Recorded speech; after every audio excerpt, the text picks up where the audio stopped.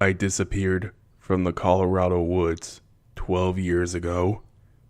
Final. Written by Zachariusfrost. I woke up, confused and with my head pounding. I felt dust and the sticky residue of blood upon my forehead. It was dark, but tiny flickers of light were seeping in through cracks somewhere above. It took only a second to realize I couldn't move, and a second more to realize why. Fallen rocks and rubble had pinned me to the ground. After a few moments, my memory seemed to return, and my vision stabilized. I tried to struggle, but my legs were wedged below me. My right arm was free, but my left was pinned behind me. There's truly nothing like the feeling of being stuck underground to evoke immediate panic. I did my best to subdue it, but minutes of struggling to little avail only increased the terror I felt. It was all I could do to prevent myself from completely succumbing to the mounting panic as I tried to methodically devise an escape. Up ahead, there was a small exposed hole that looked barely wide enough to squeeze through. I kicked my feet and tried twisting my torso, and after minutes of the same motion, I felt the rubble finally shift. I pushed and managed to flip onto my chest, but at the expense of weight falling onto my legs. After a prolonged period of pulling and twisting back and forth, I finally managed to wiggle my waist out of the pile. As I did, the entire pile shifted and rumbled, causing a rumble behind me. I seized my chances and dove towards it, crawling quickly on my belly in what was essentially a tunnel with the width of a sewer pipe. There was barely enough room to maneuver, but slowly I pulled myself forward. I finally managed to push my right arm forward, breaching the edge of the pile into freedom. With one final heave, I pulled myself through the orifice and out from underneath the collapsed entrance. I fell to my knees, relieved beyond description to finally be free of my improvised tomb. In the desperate struggle, I had almost forgotten exactly where I was, and the fact resurfaced once more as I laid eyes upon the room around me. The room was in a state of carnage, with fallen columns and damage to the walls.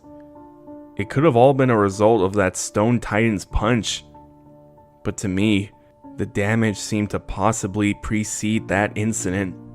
There was a narrow corridor in front of me, and it appeared to be the only path forward.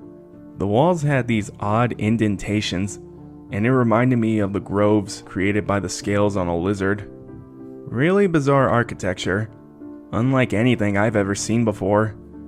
Luckily, most of the equipment I had on me before the cave-in was still present. The only thing missing was arguably the most important thing I had: Michael's revolver. I tried digging around in the rubble once more, but deep down, I knew there was no hope in recovering it. I would have to continue on with only my wits to protect me. So, I began to walk in the only direction I could, hoping that all that I had been through would be worth the struggle, and especially honor Michael's selfless sacrifice. I still don't know why he was so quick to do what he did, but for him, I had a duty to continue onward. Before long, I came to an open chamber with several doors lining the walls.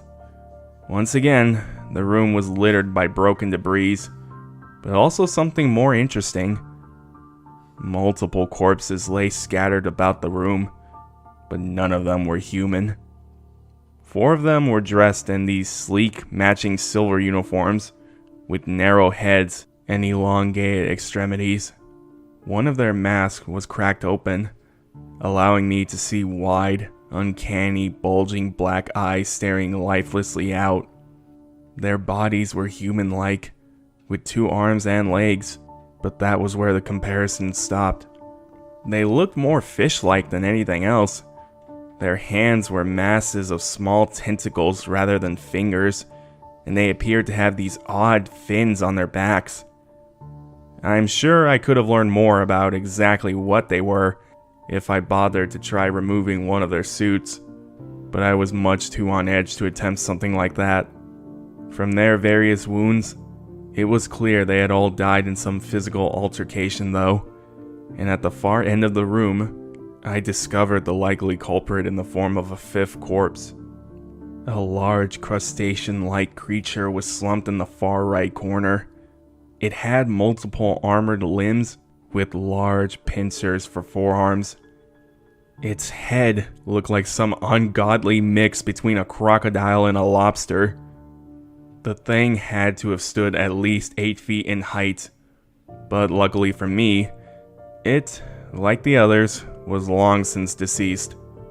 With what Michael had told me earlier about nothing there decomposing, I realized they all could have possibly laid there undisturbed for centuries. I had no way of knowing for certain, but clearly both species were like nothing ever seen on Earth. Could they have been aliens? I took the open passage directly opposing the one I had entered through, beyond the dead creatures and further into what I hoped was the tower's roots. In that hallway, there was yet another deceased creature, but it didn't appear to be the same as either of the other two.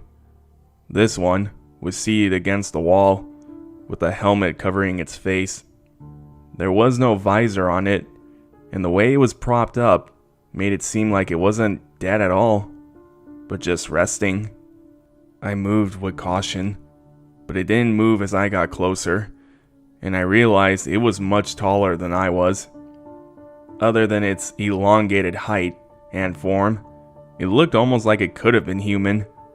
5 fingers on its hands, covered by gloves, and an overall human-like appearance. Much lankier though. It was cradling something in its hand as well. Some sort of small orb with familiar looking green glyphs upon it.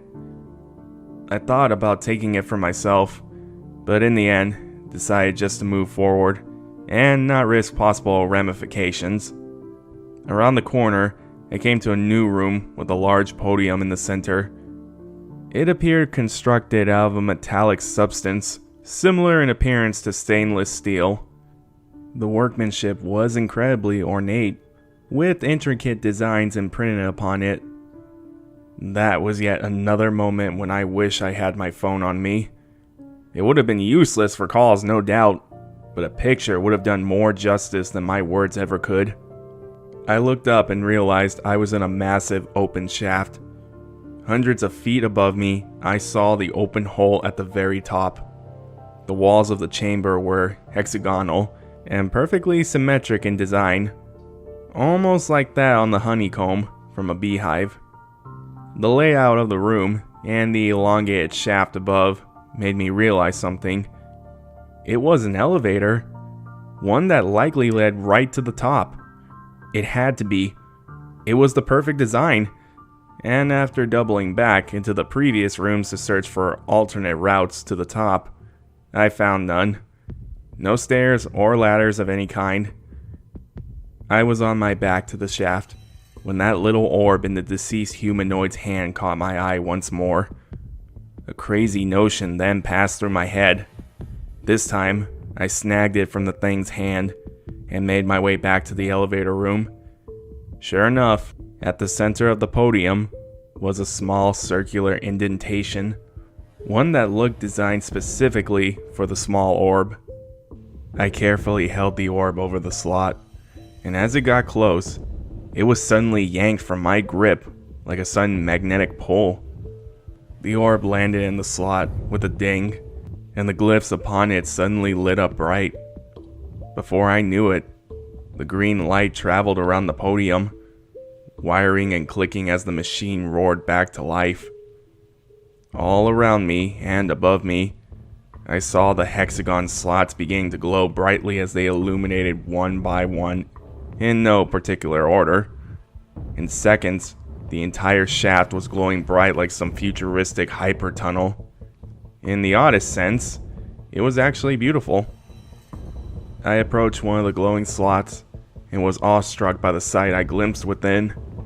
It was a recording, or a live feed of some thick forest with towering bioluminescent trees. The scene then switched to that of some enormous bloated creature sailing through the skies. It switched again, and I saw two-legged creatures charging in a herd formation through a field of flowing red grass. It was incredible, but it was nothing yet. I glanced at other screens and saw glimpses of foreign scenes from places I did not recognize. There were hundreds of them, allowing glimpses into alien landscapes, the likes of which human eyes have probably never before beheld. Immense creatures swimming through vast seas, winged avian beasts soaring through looming valleys, castles jutting from the ground for miles into the sky. Suddenly, my fear had all but vanished, replaced with the most astute sense of curious wonder. Back at the podium, I saw two glyphs around the slot, which the orb had fitted into. Both were glowing green, but one was clearly more luminous than the other. I obviously couldn't read the alien lexicon, but to me, it was reminiscent of an up/down switch. On that hunch, I pressed my finger onto the dollar glyph.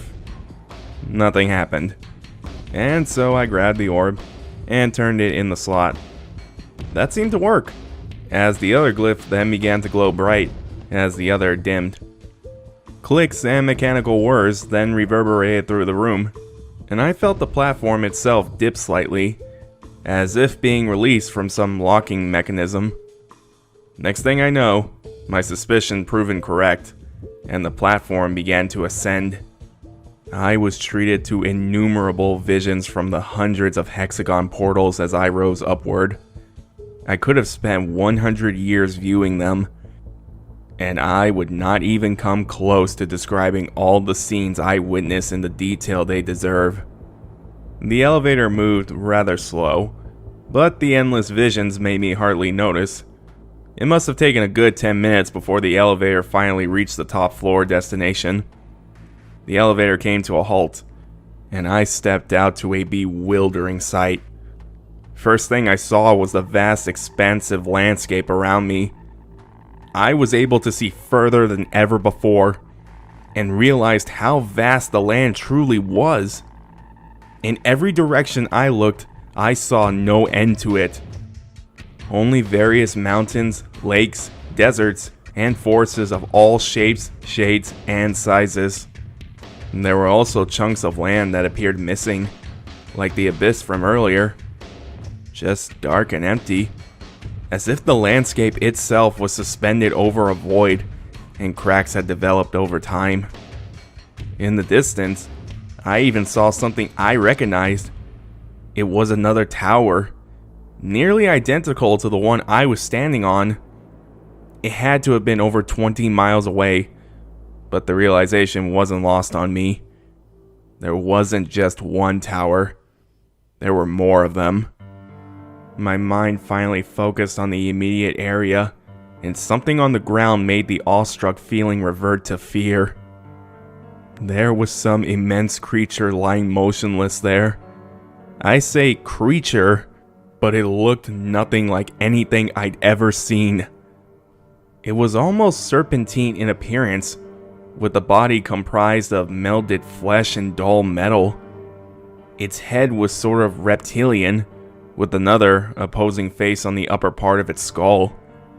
It had 4 spindly limbs outstretched with 2 hooked blades on 2 of the hands and 2 swords on the other. It also had 3 smaller tentacle appendages protruding from its rear. Luckily, it didn't move, and hadn't appeared to do so for quite some time. All around us on the perimeter of the tower's roof were a series of archers. I counted 7 of them, faintly glowing the same green as the orb and elevator was. Most appeared broken, or in various states of disrepair, but one stood fully intact with a large mirror in the center. A sudden increase of green light then drew my attention skyward. The green ring was only barely visible in the sky now, as the darkness had almost taken it entirely. It then suddenly flickered, emitting a beam of green light that beamed down at the tower like a laser. I ducked, but it was far too quick. The light burned as it struck, like a third-degree sunburn, boiling every square inch of my flesh. I dropped to my knees, screaming from the pain. Even stronger than the pain was the anger, as I felt my journey had reached an end. Like all I had been through and seen was only so that I could die on top of the tower. But just as I was sure I couldn't take any more, it suddenly stopped. I slowly lifted my head, seeing steam waft off my body as little flickers of green light emanated off of me. The little verdant orbs glowed with the same color of the ring, and they all floated towards the mirror. One by one, they shifted into the mirror and disappeared as I stumbled back to my feet. In the mirror, I saw the green orbs coalesce and merge into one expanding blob of green. It grew larger until it encompassed the entire surface of the mirror. Behind me, I heard the elevator click and watched as it began to descend back down. I thought about jumping onto it, but I knew I would never escape if I backed down now. The glowing green mirror then shifted and rippled, looking like a wall of green jello wiggling in an earthquake. A second later, an arm slowly emerged from within, like a flower blooming in the spring. It was a human arm, and it was followed by a shoulder, a head, and then an entire body. I watched bewildered as to what was happening as the person fell to their knees before me. I then realized it was wearing the same exact clothes as I was. It then lifted its head, and I had to prevent myself from collapsing out of shock. It was me. Another me. The clone slowly rose to its feet, more like a serpent rearing up than it did a human regaining its footing. It stared back at me with open eyes and an expressionless gaze. It looked just like me. Like if you were to put us side by side, I don't think I would have even been able to tell us apart. I didn't understand how it was possible, but as the imposter took a teetering step forward, I knew it wasn't here to make friends. Michael's words thundered in my head, and I drew the only weapon I had, my small pocket knife. The imposter was undeterred and took another step towards me. "Stay back!" I shouted, trying to steady my trembling hand as I pointed the knife towards it. The thing just took another step, eyeing me with that same uncanny visage. "Stay back!" it repeated, its words sounding echoed and somehow off kilter. I stepped back, and the thing lunged at me. It struck hard, and the two of us tumbled to the ground. My knife jabbed inside its sternum as we fell, and I felt it slump on top of me. I threw it off and backed quickly away. I thought it was dead, but it slowly stirred and turned in my direction. It rose back up with the blade still impaled in its chest. It didn't seem bothered by it in the slightest, and didn't even attempt to remove it. It charged at me again, but it was awkward and lumbering, like it didn't know how to properly use its limbs. I stepped out the way, and the thing fell awkwardly into a heap. Within seconds, it was back on its feet and readying to attack again. Something then rugged out in my mind. One last thing that Michael had said to me. "There are things here that hide as human. They don't like their reflection." I thought maybe that phrase was significant, and quickly tried to find something I could use against the imposter. There was nothing around, and I suddenly felt the thing crash into me.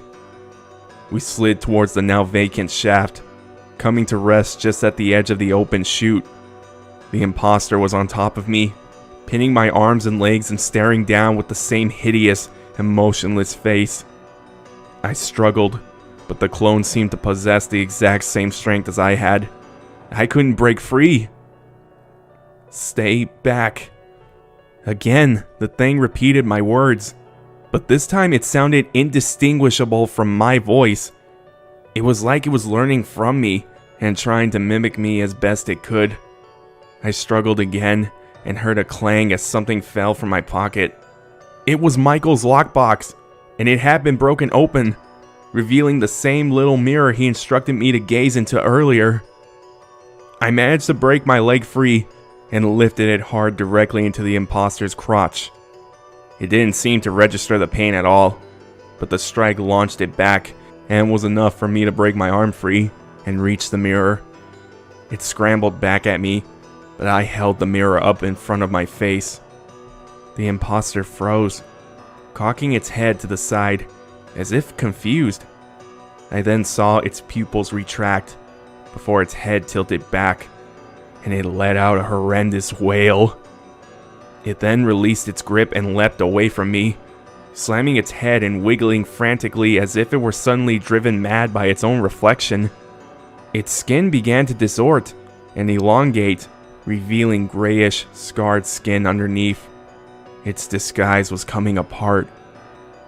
As it was freaking out, I took the opportunity to line up my shot. As it wandered and flailed in front of the shaft, I charged at it and drove my shoulder into its chest. The imposter was knocked backwards, and I watched as it lost its footing and tumbled out of sight into the open shaft below. I heard the clang as it struck the bottom a moment later, and the silence returned once more. The ring in the sky then began shimmering and contorting about, as if in rage. The green was just barely visible now, and within seconds, it faded away entirely. The world grew darker, but only about as dark as an early morning on Earth. The next moment will be difficult to describe.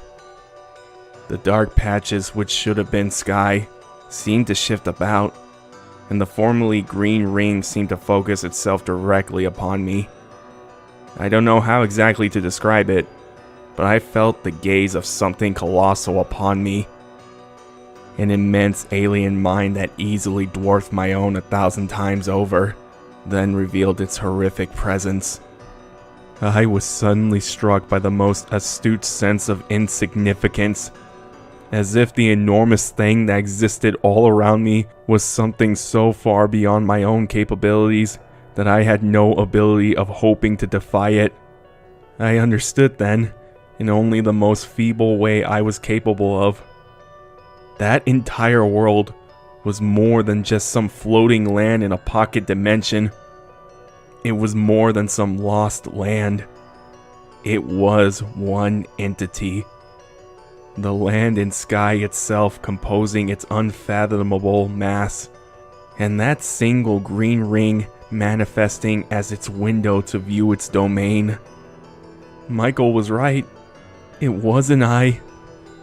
I was hopelessly outmatched, and even the very act of trying to decipher what I was witnessing put intense strain upon my mind.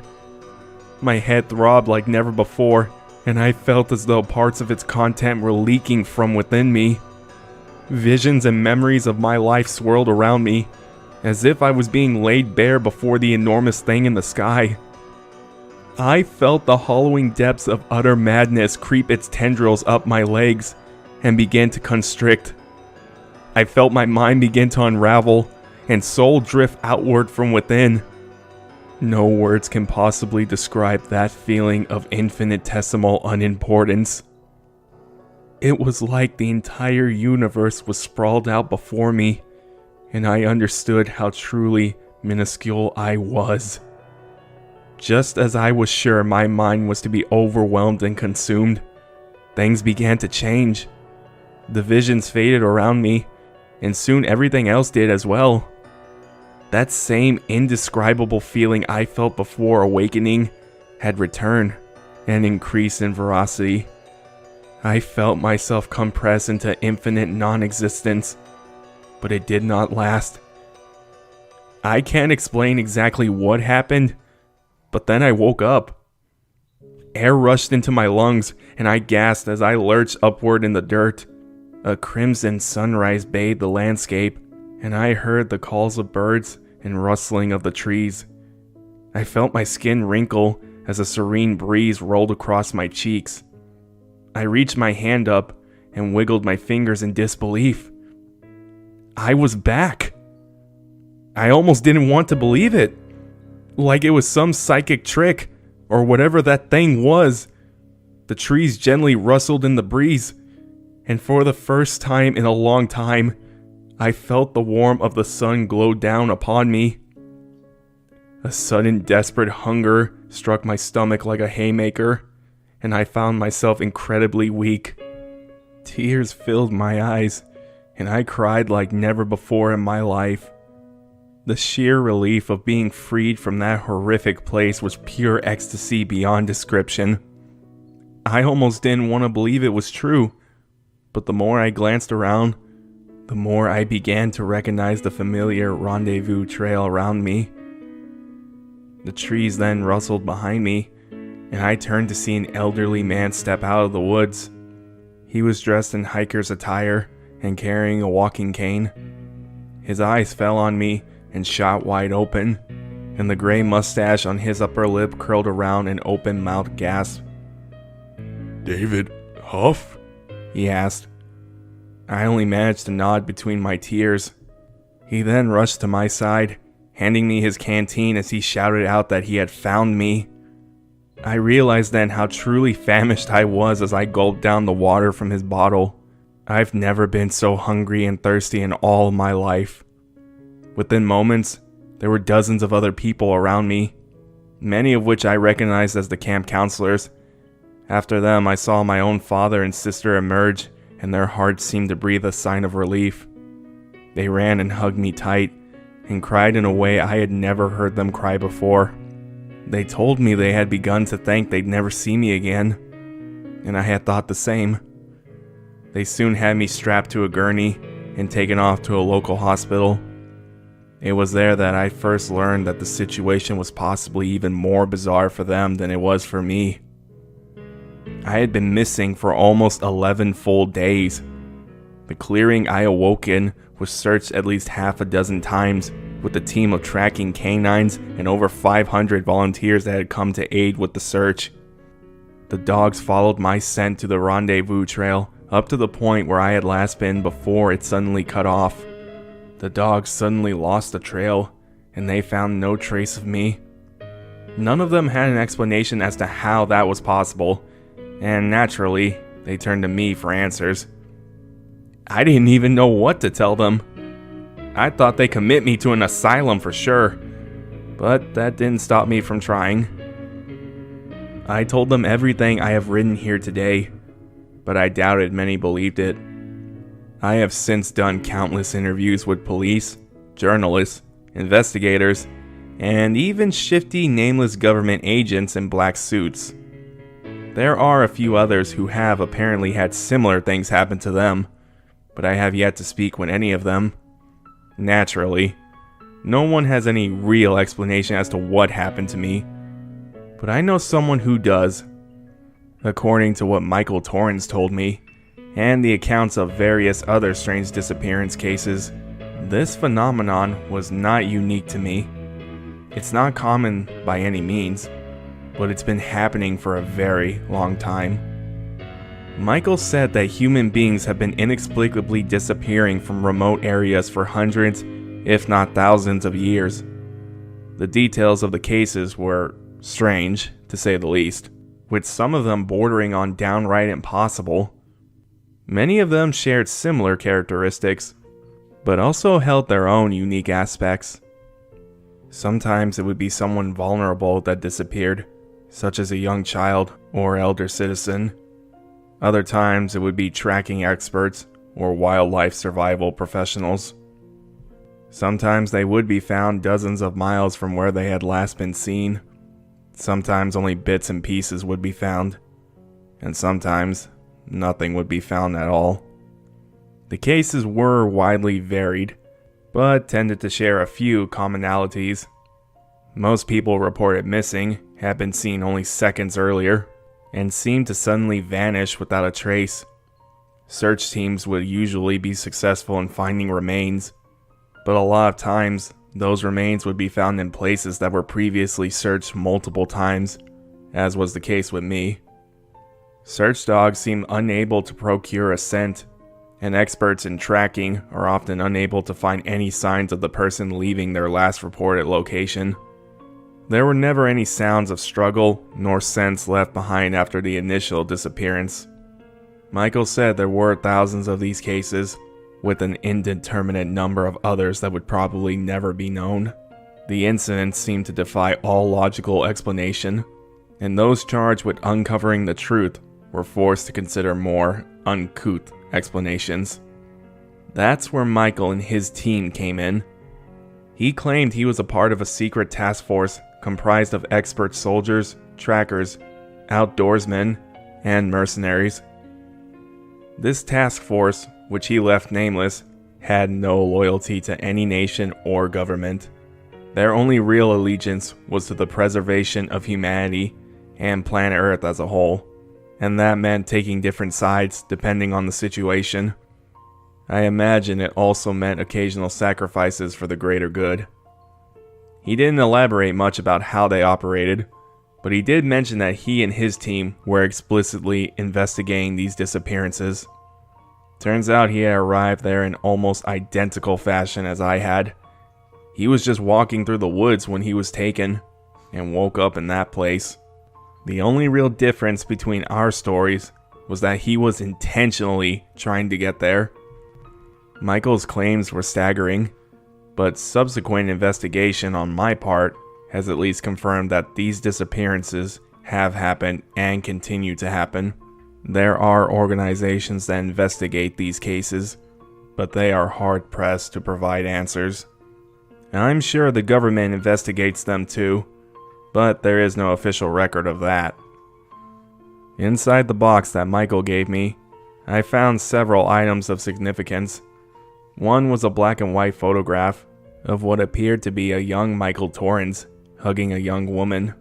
I assumed they were lovers or spouses. But what's really interesting was that on the back of the photo, there was a date listed as September 13th, 1952. As I mentioned earlier, Michael himself looked no older than 30 when I met him.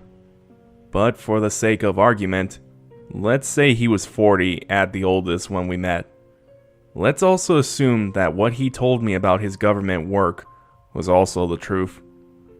He didn't mention when exactly he entered that realm to begin with, but if he was an accomplished military man, he had to have been at least in his mid-30s, I would think. In the photo, he looked to be just out of high school, maybe 20 years old at the latest in 1952, meaning he had to have disappeared sometime between then and 1972 at the absolute latest. That means that he had been wandering in that place for somewhere between 35 and 55 years. Obviously, he did not appear nearly that old to me, as if he was 20 in 1952, then he would have been 75 years old in 2007, the year I disappeared. Keep in mind too, those numbers I used are basically him at his oldest, meaning he very well could be much older than my calculations would suggest. Now, barring any advanced life-preserving techniques his employers held, that would mean he aged differently inside that place. That seemed to match up with what he told me about time working differently, and also how I myself was gone for nearly 11 days, despite it feeling like maybe a dozen hours or so for me. Ever since this happened, I've wondered how it was possible. Maybe that realm was orbiting around a black hole and suffering from the effects of time dilation. That wouldn't explain how we got there, but it would explain the alterations in aging, and maybe even the green ring. Maybe the realm itself was just an alternate reality with different rules. Or maybe the truth is something far more intriguing than that. Another item which Michael kept in his lockbox was a small journal, and within that, I discovered some of the most interesting things that he had apparently learned in his time there. I don't know how he came about the knowledge he wrote about, but it is the best real explanation I have to the question which has plagued me ever since this happened. What is the Intermedium? The Intermedium was Michael's name for that world, and his journal made that term itself start to make more sense. According to him, the world wasn't just an accident or isolated pocket reality. It was a bridge.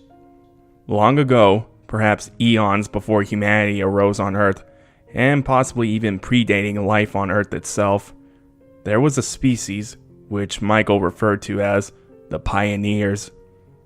He didn't know where they came from, who they were, or what they even wanted, but he believed it was they who created the Intermedium as a way to traverse between worlds.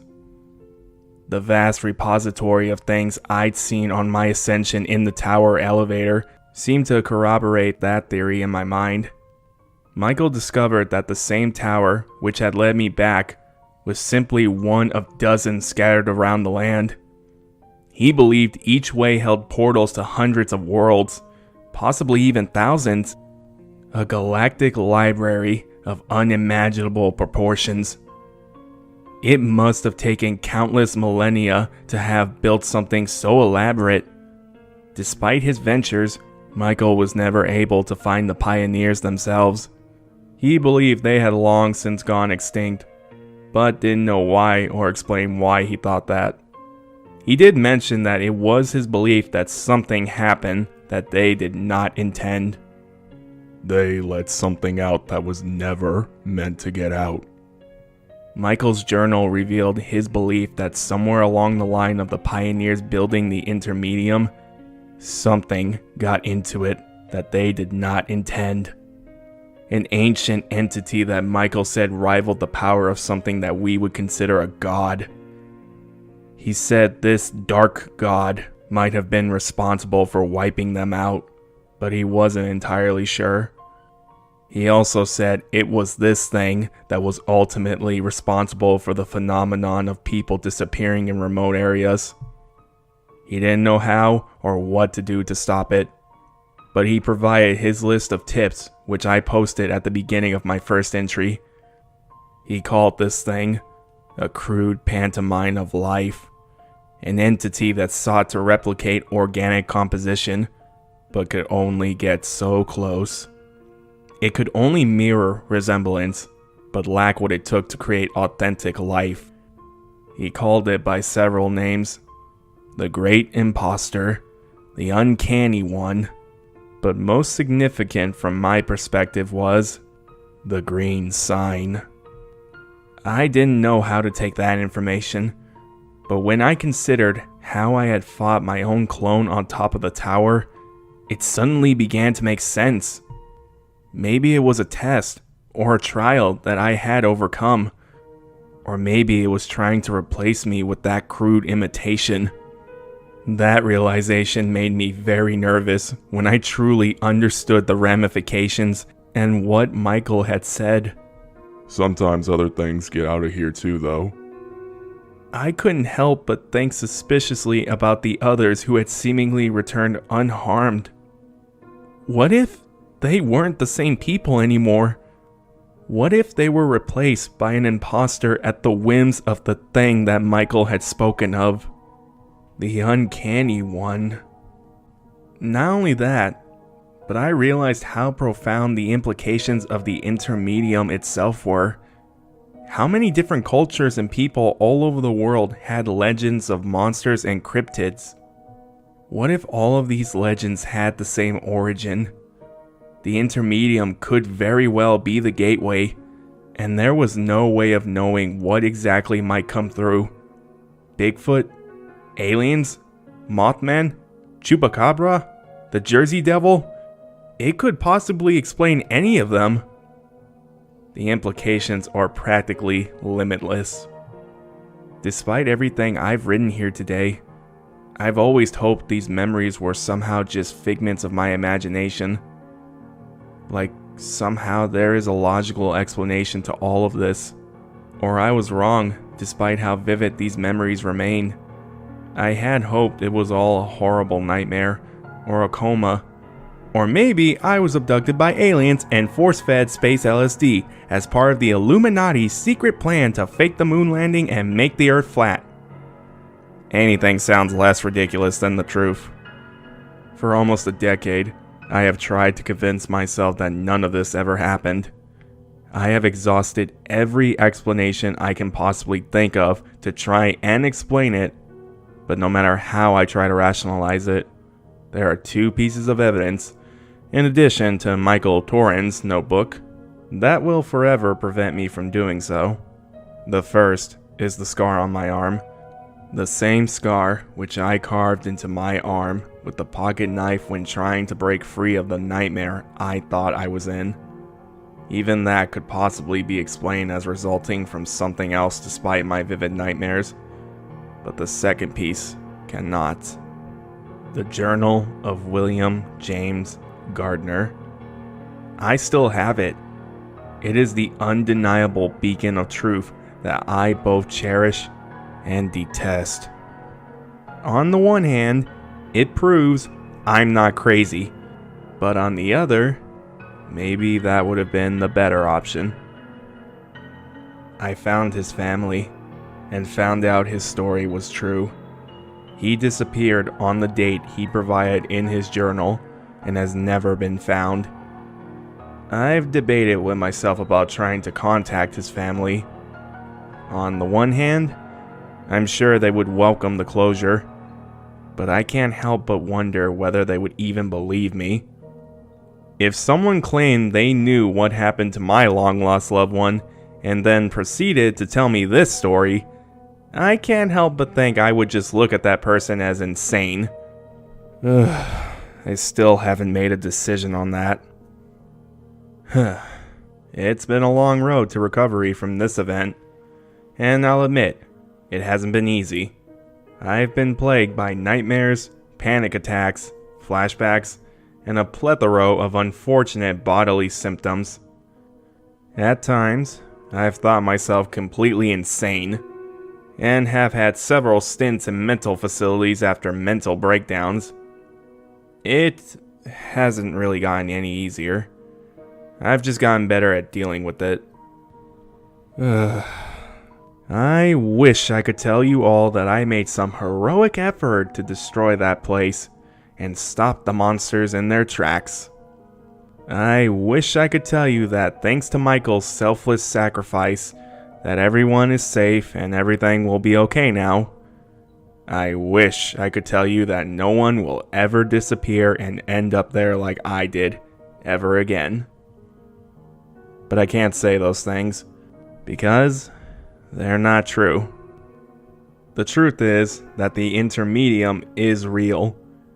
I don't know how it's possible, or if Michael's information is entirely accurate, but it's all I have to go off of. I don't know what the uncanny one even is, or what it's capable of, but clearly, it is beyond us. If you've stuck around this far, then you may think of me as a lunatic. Maybe at best, I'm just some internet author who has managed to entertain you for a bit. I'm not here to try and make anyone believe that what I experienced was real. I just hope you take some precautions next time you venture out into the woods alone. There are things out there that will never be explained, and forces that work in ways that we may never understand. Stay safe out there. That thing is always watching.